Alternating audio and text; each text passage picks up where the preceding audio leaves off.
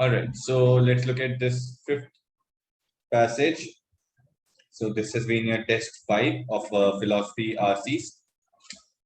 So historians sometimes forget that history is continually being made and experienced before it is studied, interpreted, and read. These later activities have their own history, of course, which may bring on unexpected ways of public events. It's difficult to predict when new paths will overturn established historical interpretations and change the course of history. That means history is a continuous process. Okay, we can think of it like history is a continuous process, right? New events may replace old events.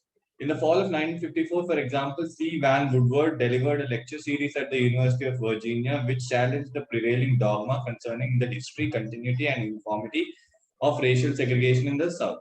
So basically, the prevailing principles about the history, continuity, and uniformity of racial segregation. That means, in this context, it was definitely the blacks versus whites conflict. Okay, so he argued that the Jim Crow laws of late 19th century and early 20th centuries not only codified traditional practice but also were determined effort to erase the considerable progress made by black people during and after Reconstruction in the 1870s. So these laws somehow were nothing but the progress made by black people. So these added considerable advantage to progress made by black people. The revisionist view of Jim Crow legislation grew in part from the research of Woodward had done for the NAACP legal campaign during its preparation for Brown versus Board of Education. So there was some case, Brown versus Board of Education, and during that legal campaign, Woodward had done some research which helped the Crow legislation.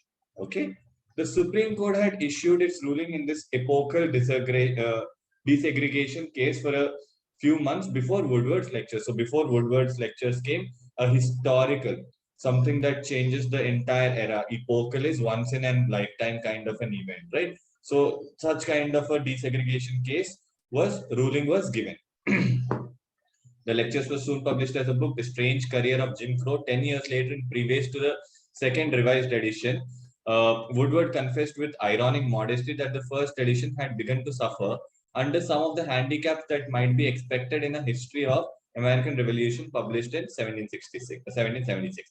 So he's saying that the popularity of his book has suffered against the History of American Revolution, which is another book which got published in 1776. That was a bit like hearing Thomas Paine apologizing for the timing of pamphlet Common Sense, which had comparable impact. Although Common Sense also had a mass readership, Paine had intended to reach and inspire. He was not a historian, thus concerned with the accuracy or dangers of historical anachronism. Now, what is this anachronism? Now, this is a nice word. Please remember, I think yesterday only we were discussing that chron. This is a root word for time. This is a Greek word which is derived from the word chronos. Okay, not Thanos, chronos. And chronos means time. Ana is away from. Okay, it's a Latin root, away from. So anachronism is basically an event which appears like it's out of time. An event appearing from another timeline.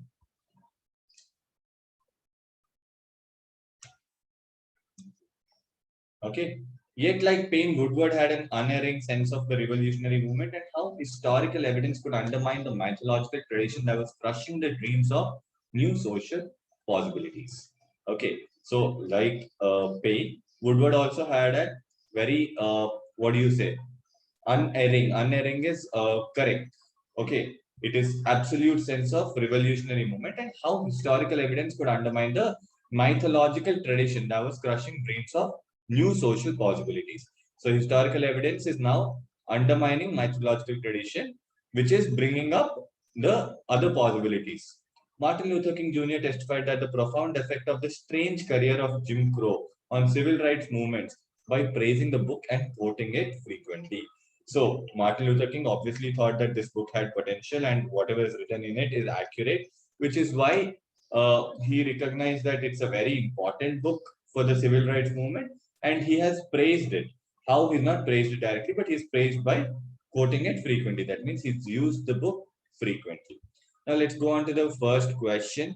The first question is the new past mentioned in line 6.